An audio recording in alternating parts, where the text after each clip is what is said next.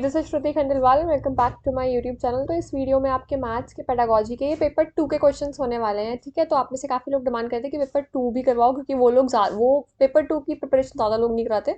तो इस वीडियो में पेपर 2 भी होगा, और वैसे मैथ्स की प्लेलिस्ट में पेपर 1 पेपर 2 दोनों मिक्स है। तो मैंने आपको वीडियो में बता रखा है कि पेपर 2 कौन सा, पेपर 1 कौन सा है, ठीक है। सो आप उसको भी चेकआउट कर सकते हैं। इसे डिस्क्रिप्शन बॉक्स में पूरी प्लेलिस्ट दे रखी है, उसमें मैंने आपको क्वेश्चन सॉल्व करने वाले भी करवा रखे हैं और पेडागोजी वाले भी। इस वाली वीडियो में सिर्फ पेडागोजी पे हम फोकस करेंगे, ठीक है। तो वो वाले क्वेश्चंस करवाएंगे। तो यहाँ पे पहला क्वेश्चन कर रखा है कि which among the following is or are desirable for mathematisation of child's thought process. अगर आपको बच्चे की उसकी मैथमेटिक्स की जो उसकी थिंकिंग है, उसको हमें मैथमेटाइज करना है, उसको कि वो सोचने लग जाए, ठीक है, मैथ्स में, तो हम कैसे करेंगे। देखो, मैं हिंदी में भी करवाऊंगी, इंग्लिश का पहले, उसके बाद हिंदी का, ऐसे एक एक क्वेश्चन करके मैं हर किसी को, दोनों लैंग्वेज को, ये बायलिंगुअल रहने वाला है, तो मैं दोनों को समझाने वाली हूँ, ठीक है। पहला है कि children initiate a problem solving task by explaining the meaning of the problem and looking for possibilities to its solution. कि बच्चा इनिशिएट करे प्रॉब्लम सॉल्विंग, ठीक है, किसी कोई भी प्रॉब्लम सॉल्विंग टास्क होगा, फिर उसको bye explaining the meaning, problem का जो मीनिंग होगा उसको एक्सप्लेन करते हुए, ठीक है, और फिर पॉसिबिलिटी ढूंढे उसके सोल्यूशन की। हाँ, ये बात ठीक कह रहे हैं, ठीक है। अब children make कंजेक्शंस and build logical progression. हाँ, children make conjectures and build a logical progression of statements to explore the truth of their conjecture। तो देखो, जो ये दे रखा है आपका, ये भी ठीक है, ठीक है। ये चीज भी करके बच्चा अपनी जो उसकी मैथ प्रोसेस, थॉट प्रोसेस है, उसको मैथमेटाइज कर सकता है, कि वो लॉजिक क्रिएट करे।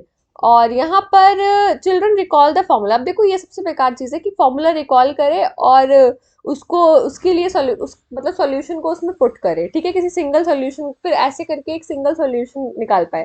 तो फॉर्मूला से तो हम रट्टाफिकेशन करवा रहे हैं, ऑल दो मैथ्स में हम फॉर्मूला बेस्ड ज्यादा करते हैं, बट इसका मतलब ये नहीं है कि आपको कॉन्सेप्ट ना क्लियर हो, ठीक है।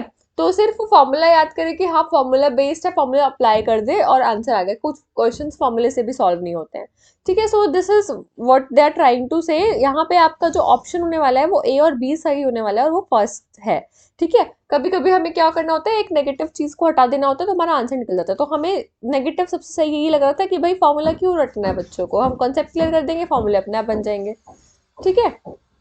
नेक्स्ट है बच्चों की विचार प्रक्रिया के, मतलब यही सेम क्वेश्चन है आपका जो मैंने आपको समझा दिया है इंग्लिश में, और यही हिंदी में दे रखा है कि बच्चों की विचार प्रक्रिया के गणितीकरण के लिए निम्नलिखित में से कौन सा वांछनीय है। तो प्रश्न का अर्थ स्पष्ट करके इसके हल की संभावनाओं को खोजकर बच्चे प्रश्न हल करने के कार्य को प्रारंभ करते हैं। बच्चे अनुमान, ठीक है, कंजेक्शन मतलब होता है अनुमान, अनुमान लगा करके उसका फिर लॉजिक क्रिएट करते हैं अपने अनुमान से, कि हाँ वो सही है गलत है, और ठीक है।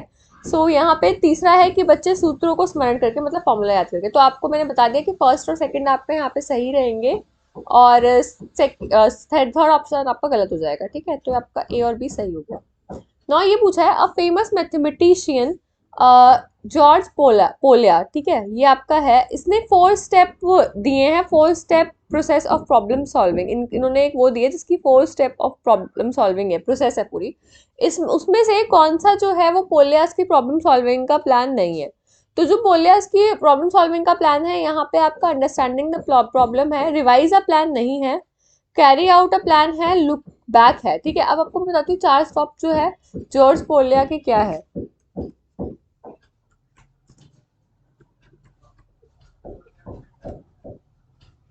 ठीक है। जॉर्ज पोलिया 4 स्टेप रूल्स, देखो, understand the problem, device a plan, और कैरी आउट द, ये तो वो हो गया। यहाँ पे हमारा क्या था, रिवाइज अ प्लान नहीं था, डिवाइस अ प्लान है, ठीक है। तो 4 जो स्टेप है आपके, ये वाले हैं, इनको अपनी कहीं नोटबुक में नोट कर लो। सबसे पहले आप प्रॉब्लम को अंडरस्टैंड करोगे, दूसरा डिवाइस करोगे, प्लान बनाओगे कि कैसे हमें इसको करना है सॉल्व, फिर कैरी आउट करोगे, मतलब प्लान में जैसा आपने लिखा है, मेंशन किया, उस तरीके से आगे प्रोसीड करोगे, फिर रिवाइज करोगे और एक्सटेंड करोगे, मतलब रिफ्लेक्ट करोगे कि क्या सही हुआ, क्या गलत हुआ, कहाँ कमियां रह गई। तो ये आपकी 4 स्टेप रूल है जॉर्ज पोलिया का, और ये definitely exam point of view से इंपॉर्टेंट है। तो आप इसको कहीं नोटबुक में नोट कर लीजिए, पॉज करके वीडियो, ठीक है। तो आपका रिवाइज अ प्लान नहीं था, यहाँ पे डिवाइज अ प्लान था। और ऐसे ही एक मशहूर गणितज्ञ जॉर्ज पोलिया ने समस्या समाधान हेतु 4 चरणों की एक प्रक्रिया दी है। आप लोग क्या कर सकते हो, अगर इंग्लिश वाले और हिंदी वाले जो भी है जिनको जो सूट कर रहा है वो देखो, और आगे आप इसको वो कर सकते हो, मतलब फास्ट फॉरवर्ड करके देख सकते हो, आपको जो सेक्शन देखना है वो वाला। ठीक है। निम्नलिखित में से कौन सा चरण पोलिया के समस्या समाधान के चरणों में से नहीं है? तो आपको बताया कि योजना को सुधारना, हमारा योजना को बनाना है, उसमें योजना को सुधारना नहीं है। ठीक है। Now, if a teacher wants to teach the concept of fraction to the students, which of the following approaches will be most effective? अब अगर एक टीचर कॉन्सेप्ट पढ़ाना चाहती है बच्चों को फ्रैक्शन का, तो इसमें से कौन सी अप्रोच जो होगी सबसे ज्यादा इफेक्टिव होगी? First write the topic on the black board, then teach the concept. पहले ब्लैक टॉपिक लिख दो ब्लैक बोर्ड पे और उसके बाद कॉन्सेप्ट टीच करो। या फिर introduce numerator denominator in different types of fraction, अलग अलग फ्रैक्शन में न्यूमरेटर और डिनोमिनेटर बता दो बच्चों को क्या है। या फिर provide the situation to distribute two objects among 3 and more than 3 students, then teach fraction. मतलब कि एक सिचुएशन लो जिसमें 2 ऑब्जेक्ट को 3 या 4, 3 से ज्यादा लोगों में डिवाइड कर दो और देन फ्रैक्शन को आप समझाओ। या फिर फ्रैक्शन राइट करो बोर्ड पे एक्स वाई जेड की फॉर्म में।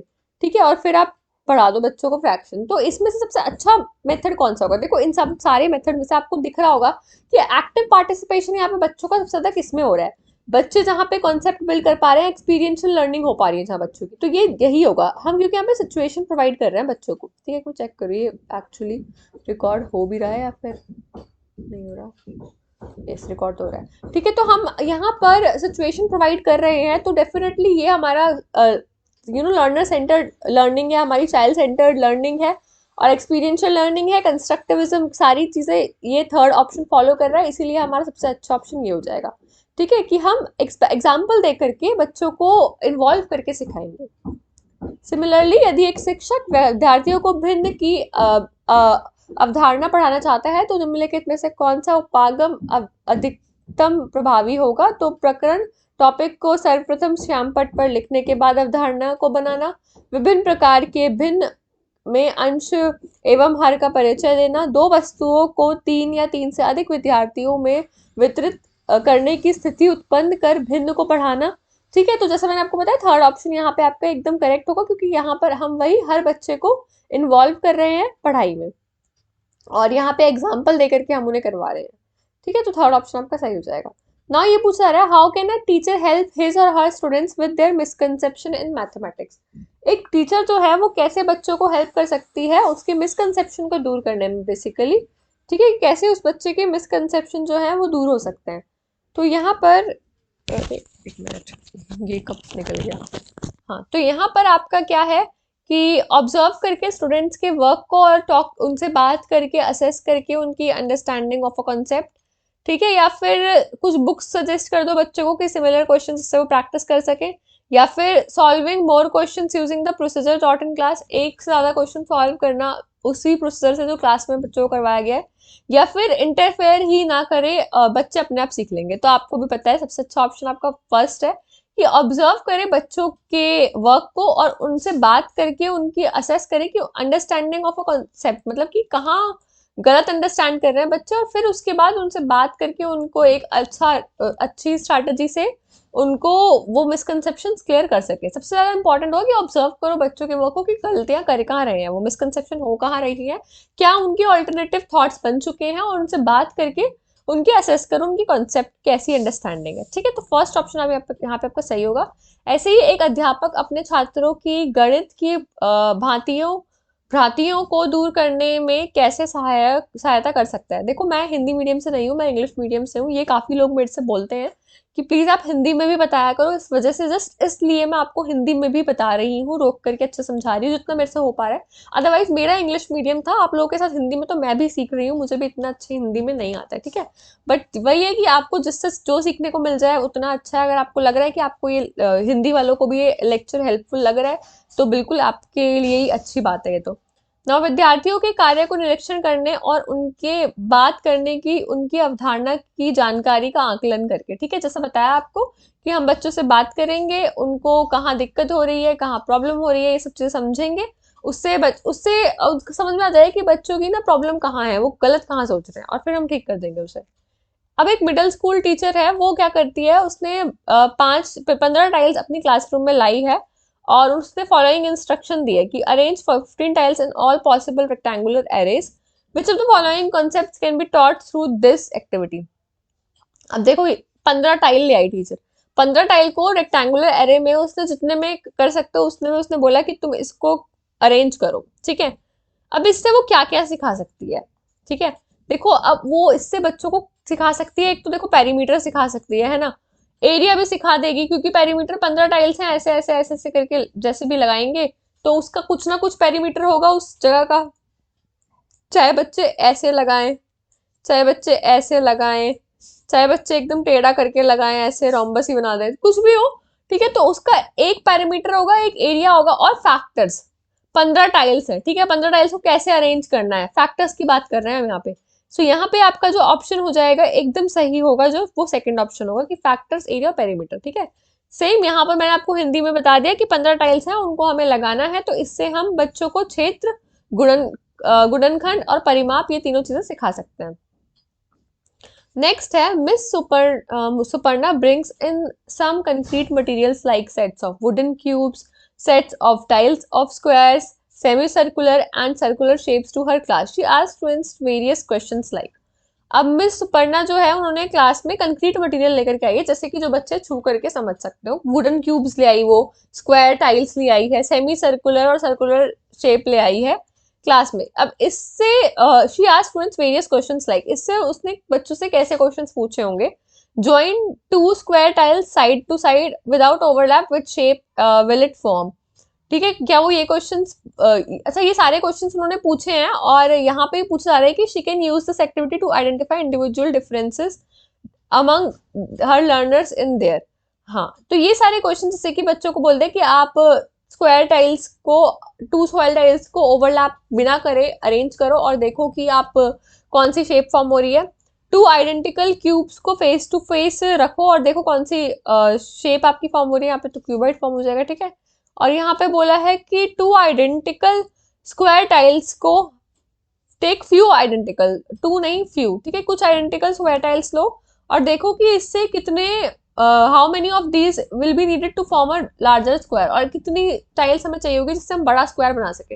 ये सारे क्वेश्चन से क्या पता लग रहा है कि ability to measure angles of 2D angles की तो बात नहीं कर रहे हम, एबिलिटी टू मेजर नहीं, ability to estimate area and volumes of given shape. देखो एरिया तक ठीक है, बट वॉल्यूम कैसे निकलेगी, वॉल्यूम के लिए 3D स्पेस पता होना चाहिए ना, ये 2D की बात हो रही है यहाँ पे सारी, ठीक है।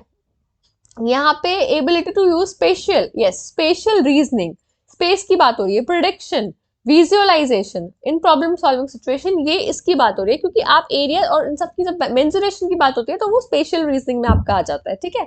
और ability to prove theorems, theorems की तो हमने बात ही नहीं करी, तो ये भी आपका हो जाएगा, थर्ड ऑप्शन आपका सही हो जाएगा।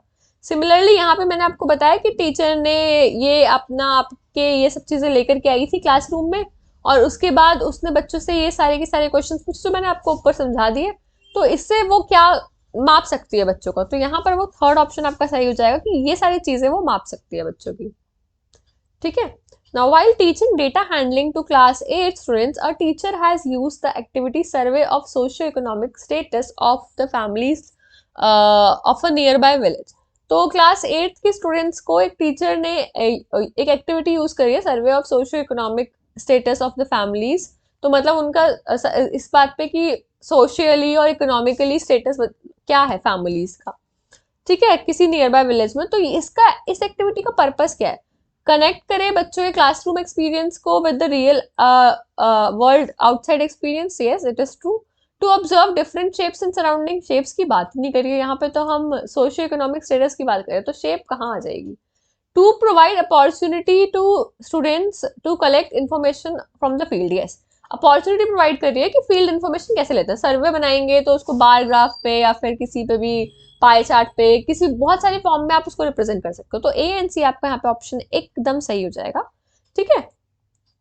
सिमिलरली यहाँ पर भी आपका ए और सी ऑप्शन सही हो जाएगा, ठीक है, कि क्योंकि आप यहाँ पे क्या कर रहे हो, कक्षा के अनुभवों को कक्षा के बाहर की असली दुनिया के संबंध में स्थापित कर रहे हो और छात्रों को अवसर दे रहे हो कि वो प्रत्यक्ष जानकारी एकत्रित कर सके, ठीक, किसी भी क्षेत्र से। नेक्स्ट है, when asked to solve 3x + 4x + 7y, a class 8 child solves in the following way. अब जब बोला गया कि आप इस इक्वेशन को सॉल्व करो, तो एक बच्चे ने कुछ इस तरीके से उस इक्वेशन को सॉल्व किया है। उसने क्या कर दिया, 7x² + 7y is equal to 14x²y। तो इस टाइप ऑफ एरर को हम क्या कहते हैं? डेफिनेटली दिख रहा है कि ये गलत सॉल्व किया है, ठीक है, क्योंकि ये आपका 7x + 7y होता और इसने x और x को मल्टीप्लाई कर दिया प्लस की जगह, और यहाँ पर भी प्लस को वो मल्टीप्लाई कंसिडर कर रहा है, ठीक है। तो यहाँ पर जो ये आपका एरर है वो कौन सा एरर है, आपसे ये पूछा जा रहा है।